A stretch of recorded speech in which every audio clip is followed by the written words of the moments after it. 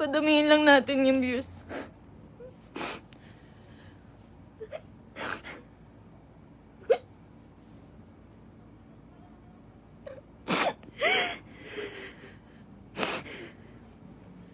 Magsasalita na po ako. Magsasalita na po ako. Padamihin lang po natin yung views.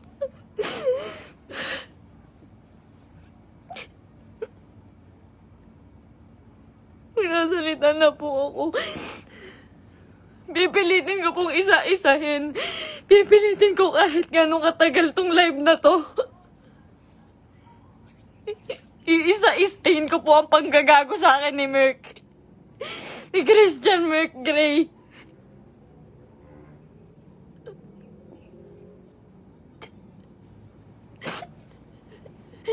Ginago po ako ng taong yon. Ginamit po ako ni Christian Merc Gray. Lahat po ng nangyayari sa lahat ng video namin, mula umpisa hanggang ngayon, scripted. Lahat po yun sinunod ko dahil mahal ko siya. Dahil gusto ko ibigay yung buhay na gusto niya.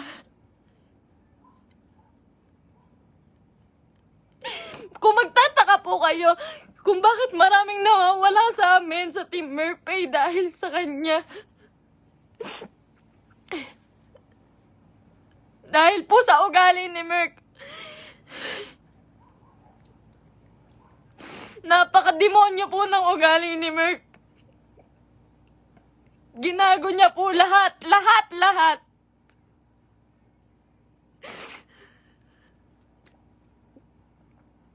Ito po. Ito na. Umpisa ko na po. Alam niyo po, nag-umpisa kami sa... Nung galing po siya sa Brusco. Galing po si Merc sa Brusco. Hindi po ako yung dahilan ba't siya nawala doon. Ayaw niya pong mabawasan yung perang kikitain niya dahil po alam niyang malaki. Siya po ang pinakamalaking may kita sa Brusco. Siya po ang may pinakamalaking kita. Yung ibabawas na 5% doon, sa pera ni Merc siguro mababawas doon 16,000.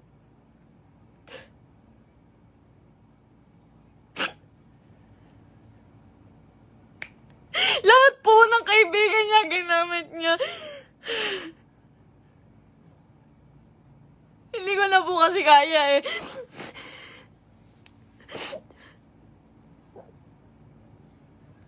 Sobra po yung ginawa ni Merc. Sobra. Hindi ko na po kaya. Pasensya na po kayo.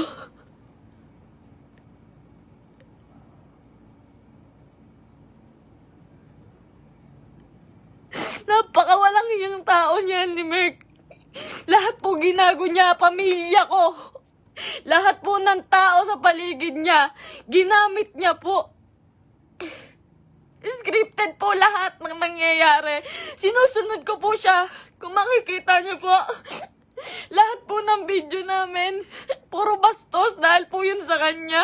Ayoko po nun, walang may gusto nun. Kayo na pong bahala kung maniniwala kayo ngayon. Wala pong may gusto nun.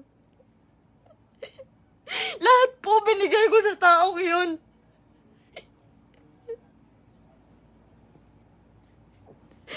Lahat po ng panggagamit sa katawan ko. Lahat po ng pagpapakita ng kung ano sa katawan ko. Siya po ang may gusto nun. Nagagalit po siya pag aayaw ako. Ang sasabihin niya, para sa atin to. Para sa atin to. Pero hindi ko naramdaman dahil po, napakalaki po ng kinikita ni Merc. Wala po siyang binibigay sa akin. Kung sasabihin niyo po, na pera lang ang habol ko sa kanya. Kung makikita niyo po yung bahay namin, hindi niya po napagawa yun. Hindi niya po pinagawa yung bahay namin, uunahin niya pa po yung iba. Sa laki ng kinikita ni Merc, sa milyon ang kinikita niya sa isang buwan, 5,000 lang po ang binibigay sa akin yan, pati kay mama. Sa magulang ko po, 5,000 lang po, isusumbat niya pa.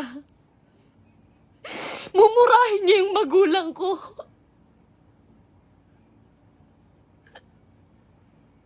Sasabihin niya, manang-mana ka sa magulang mo. Ang bobobo niyo. Lahat kayo plastic. Ginaganon niya po yung magulang ko, hindi ko na po kaya. Ngayon po, nawawala po si Merk ngayon. Lahat po ng nangyari, scripted po. Scripted. Tinatago po ako ni Merk. Tinatago niya po ako. Hindi niya po ako pinapalabas. Ayoko na po. Ayoko na talaga. Ayoko na po talaga. Ayoko na po. Ang ginagawa niya lang po. Nandito po ako ngayon kasi nawawala po si Merk.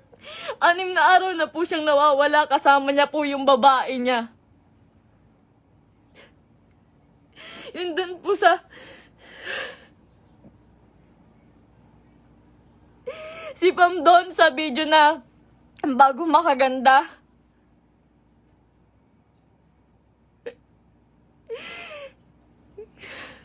Huwag niya po sisihin yung kambal doon, si Chen Chen tsaka si Tantan. Yung Centeno twins po, hindi, huwag niyo po silang sisihin doon. Dahil utos po ni Merk lahat yun. Ako po, hindi ko na po kaya si Merk. Demonyo na po yung utak niya.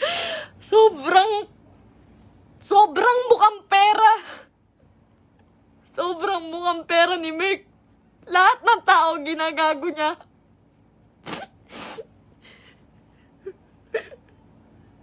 Sinisira niya po yung nanay ko po. Yung nanay ko na nasisira na din po sa inyo. Yung sasabihan po yung nanay ko na mamatay ka na, siya po may utos nun. Ginagawa niya pong robot yung pamilya ko dahil sa akin na lang po tumitingin yung pamilya ko. Ba't nila sinusunod si Merk? Kada pupunta po sila sa bahay, may pagkain na sila, maghihintay kami ng script niya. Magagalit pa po yan pag nagkakamali ako. Pag may mali po ako nasasabi, pag kailangan ulitin ng video, magagalit pa po yun. Lahat po ng video namin, scripted. Dahil po sa kanya.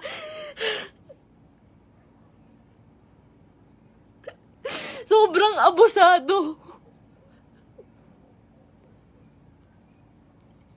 May babae po si Merk ngayon. Yung babae nga, yung Pam po. Grabe, Merk.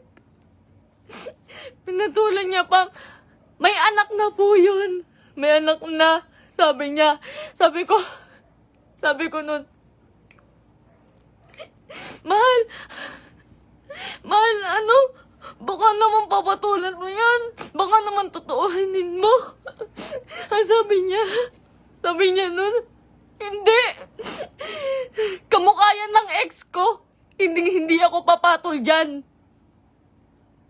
Ginagago niya yung babae sa akin. Sinisira niya. Sabi niya, tanginang mukha yan. Papatulan ko ba yan? May anak na. Ginaganon niya yung babae. Ngayon, nandun siya. Nang sa Quezon po si Merk. May katibayan po ko. Lahat po. Lahat. Kahit sa chat, kahit yung babae. Nahuli ko po kasi dahil po dun sa post ng babae. Nag-post po yung babae. Nakasama po yung sasakyan namin. Tapos yung cellphone ko po, nagla-login po yun sa Quezon.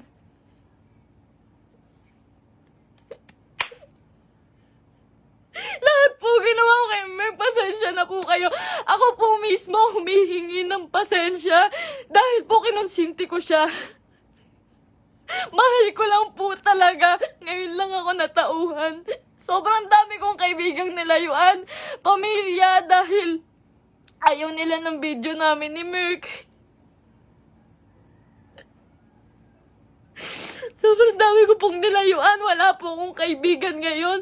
Wala po akong kahit sino ngayon. Dahil kay Merk, dahil iniingatan ko po siya.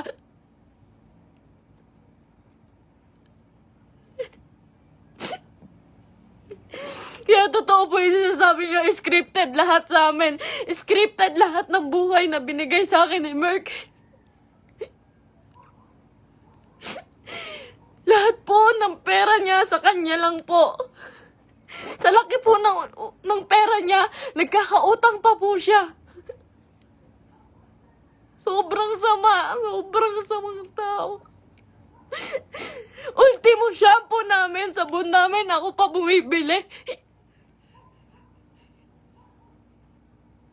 Grabe po pambabastos sa akin ni Merk. Hindi niya po ako nirespeto.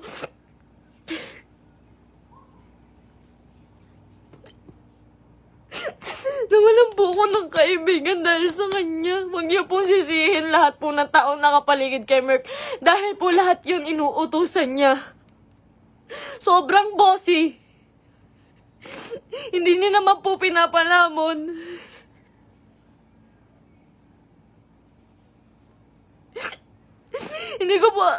Hindi ko po in-expect na darating po talaga to. So, ilang beses na rin po ako niloko ni Merk about sa babae. Nung una, pumatol siya sa kaibigan ko. Pangalawa, pumatol siya sa pan. Pasensya na po kayo. Kasi alam ko po, scripted po yun eh.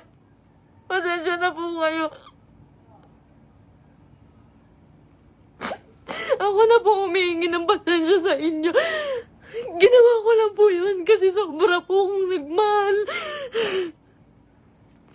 Bago po namin makuha si Asurada, ang inuulam po namin araw-araw, itlog at tuyo araw-araw para makuha niya lang yung sasakyan niya.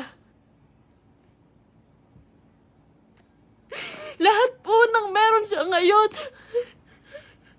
sa kanya po nakapangalan. Pati yung bangko po, sa kanya po.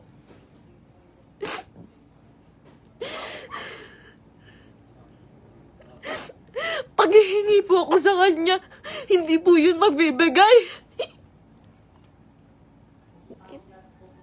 Ultimo sarili kong damit, ako pa bumibili.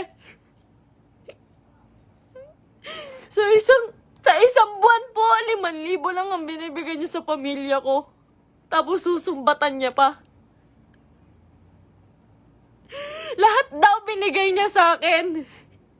Yung singseng, sabi niya, 170K daw po yun. Malaman-laman ko, 30,000. Yung tatay ko, binastos niya. Binastos niya yung tatay ko. Hindi po siya nagpaalam sa tatay ko na magpropose siya. Nung time na yun po, hindi po maganda yung nangyari. Yung proposal po. Hindi po ako naniniwala sa proposal na yun dahil po alam ko na hindi totoo, na para lang yun sa video. Lahat po kay Merk hindi totoo.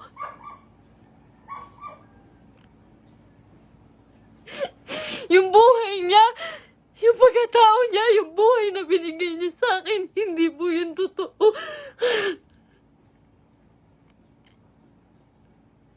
Lahat po ng kaibigan niya na malalapit sa kanya, ginago niya po lahat yun.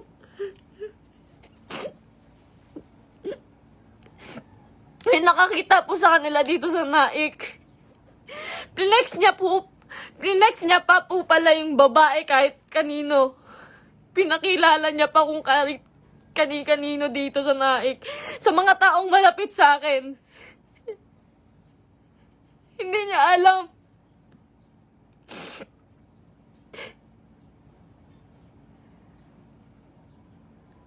Grabe po yung ginawa sa akin.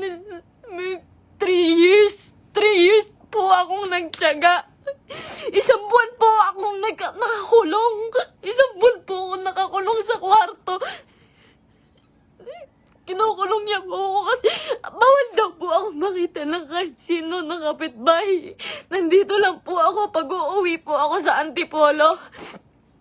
Madaling araw niya po ako iuuwi doon para walang makakita sa akin.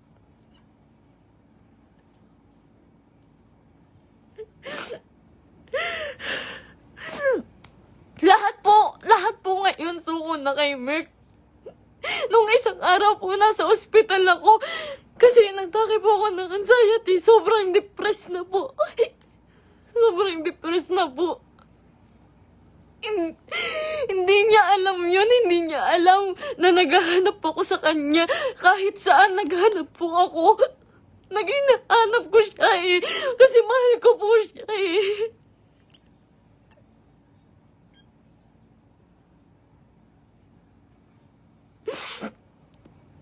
Ilang araw po wala akong tulog, wala akong kain, kakahanap sa taong yun.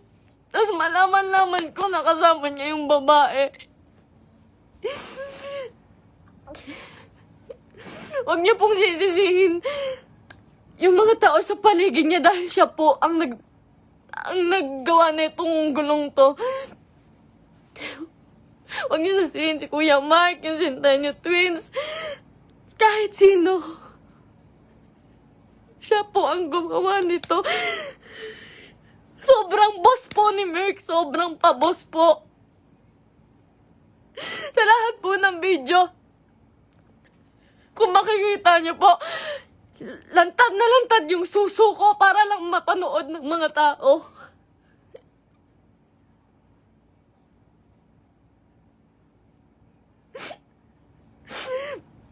Para lang panoorin niyo, para lang magkapera siya. Lahat po ng taong nawala po sa amin, hindi ko po masisisi.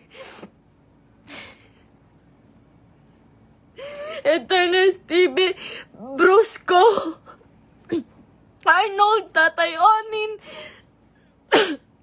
Marami pa pong nawala sa aming mga kaibigan dahil po sa kanya. Dahil hindi po nila kaya. Hindi po nila kinakaya si Merk. Nagmahal lang po ako. Pasensya na po. Pag mag-short film po kami, magkamali lang po ako ng unti. Nangina naman mahal, galingan mo naman.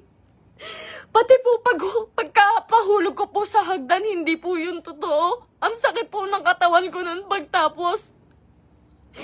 Ginawa ko yun sa kanya nung nagpakahulog ako sa hagdan.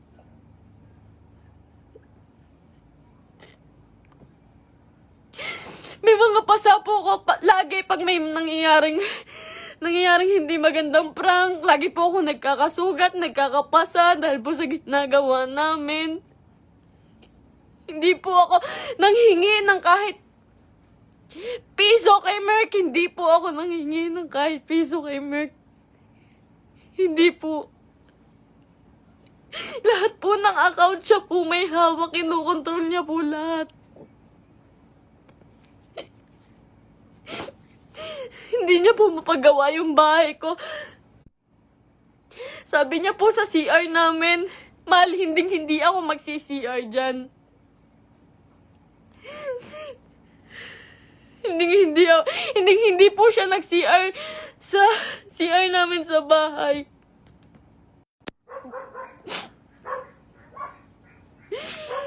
Pero hindi niya po yun mapagawa.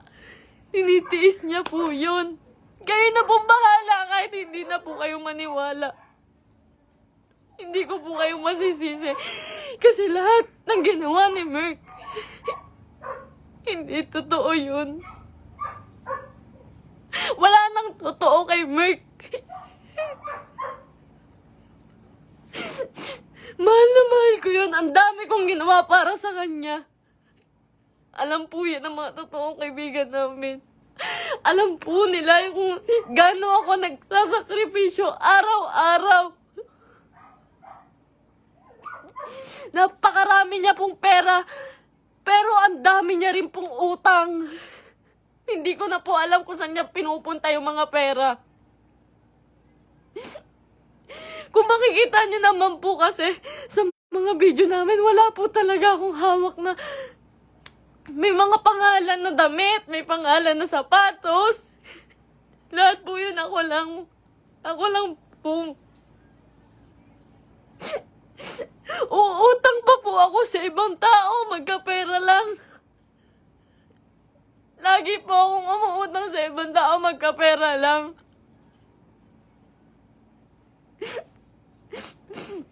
Ayun po, hindi ko na po kaya. Hindi ko na rin po talaga kinaya. Wala pa po akong tulog kain. Na-hospital pa po ako. Hindi po ako nagmamakaawa sa inyo. Wag po kayong maaawa sa akin. Gusto ko lang naman po sabihin sa inyo yung totoo. Kasi ayoko na pong may mga taong masaktan. Ayoko na pong... Hindi ko po kasi talaga kaya yung mga bash. Hindi ko po yun kaya. Nag-aaral po ako noon. Pinatigil niya po ako sa pag-aaral para lang po sa video. Yung pangarap niya po yung sinunod namin eh. Yung pangarap niya, tinabi ko na po yung pangarap ko. Grabe yung sakripisyo ng pamilya ko. Grabe. Sasabihin niya, yung nanay mo, plastic. Yung nanay mo, sa Cebu po. Sa Cebu, hindi siya nahiya. Hindi po siya nagbigay ng kahit ano, na kahit piso lang doon sa tiniran namin. Iniwan niya po ako doon para lang po sa babae. Sabi niya po may sponsor. Iniwan niya po ako sa Cebu. Magkasama po kami doon isang araw po. Ang usapan po, 1 linggo po kami doon. Kasi po pupunta na po kaming Canada. Mas malaki po kasi yung kita sa Canada. Kaya po kami pupunta ng Canada, pero hindi ko na po kaya.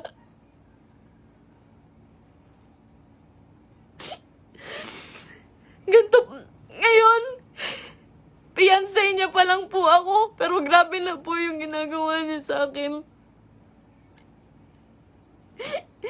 Sobrang mukhang pera ni Merk.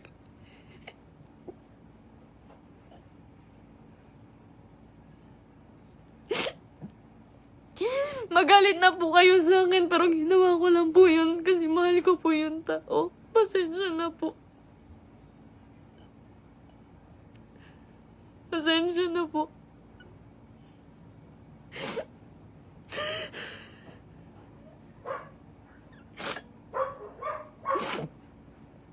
Ngayon po, wala pa rin po si Merk.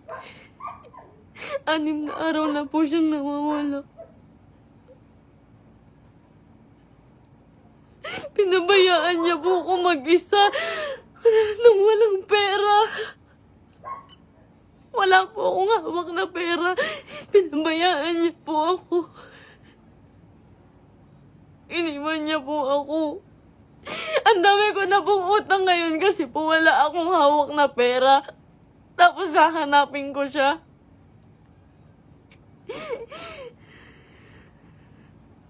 Masakit po kasi lalo eh. Fiancé na po kasi ako eh.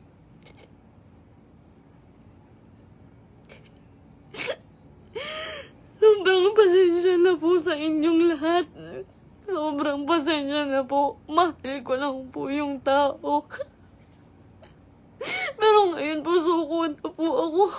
Pagod na po ako. Pagod na ako.